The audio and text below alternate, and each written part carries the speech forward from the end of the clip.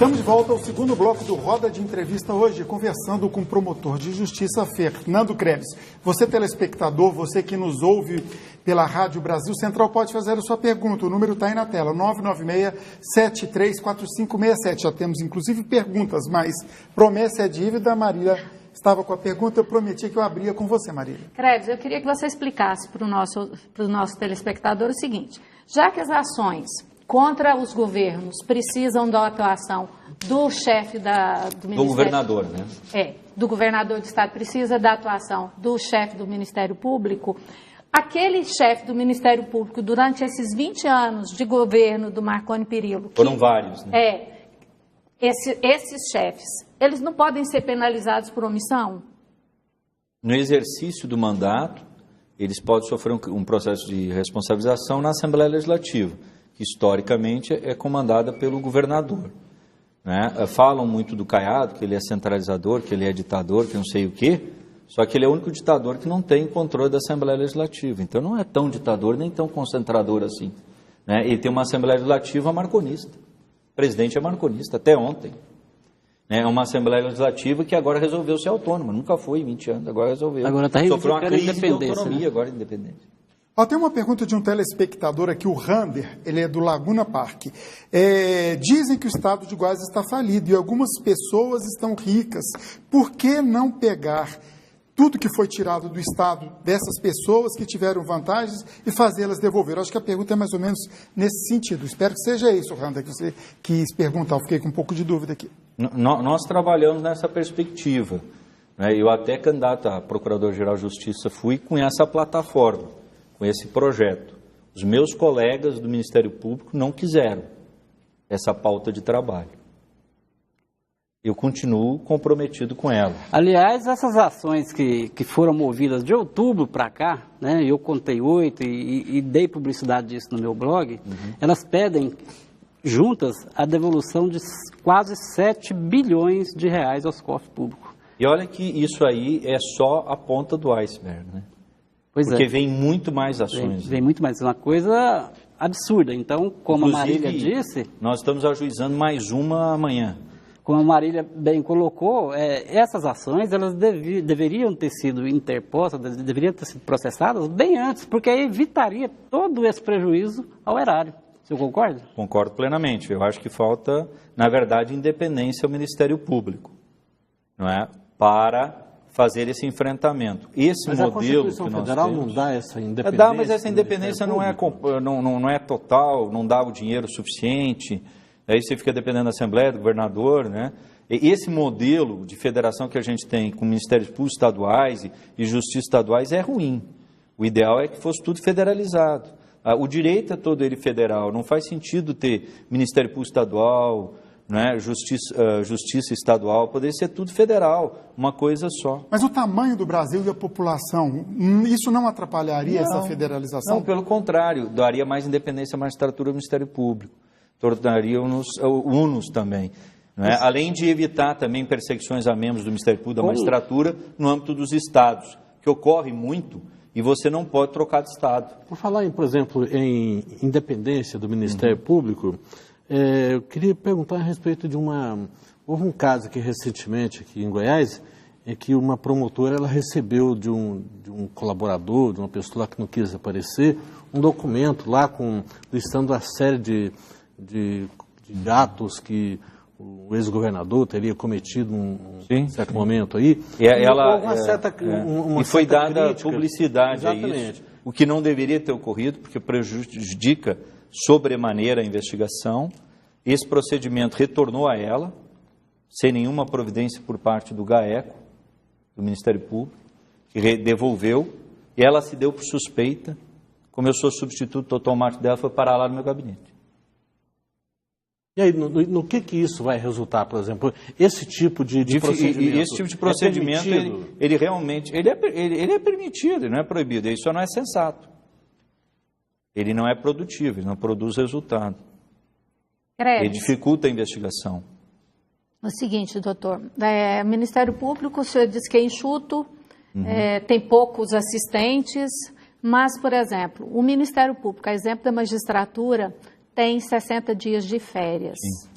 Tem uma PEC, eu até anotei o nome dele, é o senador Carlos Viana, de Minas Gerais. Ele apresentou essa PEC agora, esse ano, para reduzir as férias dos membros do Ministério Público e da magistratura para 60 dias, de 60 dias para 30, e acabar com a aposentadoria compulsória nas duas carreiras. O seguinte, me disseram, eu já conversei com muitos profissionais dessa área do direito, juízes e promotores, que dizem que a justificativa para esses 60 dias é porque a carreira é muito desgastante, vocês trabalham muito, mas tem um porém. 30 dias podem ser indenizáveis. Se 30 dias é indenizável, não 30, por 20, que... né? 20. Ou seja, se 20 vender as são férias, indenizáveis, né? Então por que continuar tendo direito a 60 dias? Só para deixar claro, indenizável seria vender as Você férias. pode vender parte desse período que você teria para gozar férias. E aí? De fato, né, a nossa carreira ela é desgastante, mas é de policial militar também, policial civil também, professor também. Inclusive eu lecionei muito tempo, até pouco tempo atrás, e a profissão de professor é extremamente desgastante. Tem que ficar gritando lá e ganha pouco, né? E ganha pouco e não é valorizada porque o futuro do país depende disso, né? Então, ganha muito pouco, professor. Ganha muito pouco. Alguns, assim, uma vergonha, né? Um salário indecente, muito menos do que a hora de um cabeleireiro. A pessoa corta o cabelo, você acha que essa PEC vai andar? A PEC não vai andar, compreende? Porque ela tem uns vícios de constitucionalidade. Eu, particularmente, acho que é justo que haja redução de férias, entendeu? Porque nós não temos só os 60 dias de férias, e a gente, para poder vender, tem que ter as férias. Se não tiver as férias, vai ter uma queda de salário, de renda. Né? Mas nós ainda temos o recesso do final do ano, que você esqueceu de contar. São 20 dias. Não são 20 dias, são 16. Porque de do dia 20 de dezembro a 6 de 17, 20 ao dia 6. Então dá 17 dias. Ocorre que isso é obra e graça da OAB. Nós temos que agradecer a OAB a esse recesso final de ano. E nós temos que agradecer também a OAB, né, que a justiça para um mês, do dia 20 de dezembro a 20 de janeiro, a justiça que não anda, para. Os processos todos têm os seus prazos suspensos. E temos que aplaudir a OAB. A OAB que teve essa ideia genial. E a OAB teve outra ideia antes dessa, quase tão genial quanto esta, que foi acabar com as férias coletivas do Judiciário e do Ministério Público. De tal maneira que... Não, calma, vamos terminar a desgraça, porque a desgraça, a gente precisa falar da desgraça. Né? Olha só, o promotor e o juiz ele é casado, tem filhos, vai tirar férias na época escolar, janeiro e julho. Né? O promotor é solteiro, ele vai tirar em maio e setembro. E a comarca para quanto? Para 4 meses em 12. Mas tem o recesso do final do ano e ainda tem a suspensão. Então é para a justiça não funciona. A justiça não funciona, não é fruto do acaso. É porque a OAB tem grande parcela de culpa e de responsabilidade nisso. A OAB fez um CPC para ela, né? Sob o argumento, o Código de Processo Civil. Para o processo andar mais rápido. Doutor, ele anda mais devagar agora. Disso, não seria bom, não seria de bom tom, então, por exemplo, os profissionais, por exemplo, que o Ministério Público representa o povo, tirar as férias, então, nesse período, para não ter tantos dias sem trabalhar?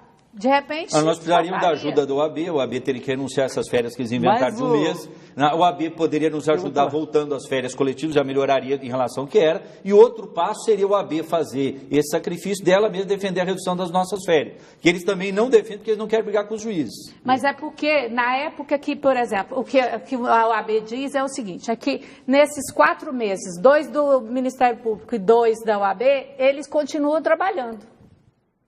Eles continuam trabalhando. Sim, sim. Então... Mas a questão é que eles trabalham menos, porque lá no interior, o juiz vai estar de férias, não vai ter substituto. O promotor vai estar de férias, não vai ter substituto, vai só atuar no essencial. Então, a OAB continua trabalhando, entre aspas, mas ela trabalha num ritmo muito menor.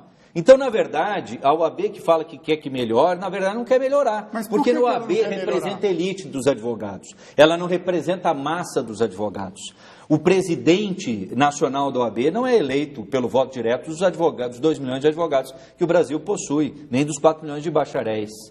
Né? Então, a OAB ela é contra o pacote do Moro, a OAB é contra uma série de medidas moralizantes, a OAB é contra a fiscalização do TCU da OAB, mas, por exemplo, das contas da OAB. Todo mundo pode fiscalizar da OAB são quantos dias? Um mês. Então, mais as férias dos juízes e promotores. E aí 2 meses o Ministério Público e a magistratura ainda saem. Mas ele não deveria ter férias, porque a verdade é o seguinte, o advogado pobre quer trabalhar sempre. Né? Salvo aquele advogado de um escritório um pouquinho maior que pode revezar com um colega. Se eles querem férias, se associa com alguém faz as férias. Eles criaram isso, na verdade, para não andar. Nós temos que ir para mais um intervalo, o tempo está passando, dava para fazer 2 horas de programa, mas temos 1 hora só. Portanto, vamos para o intervalo e voltamos daqui a pouquinho o Roda de Entrevista de hoje, que recebe o promotor de justiça, Fernando Kreves.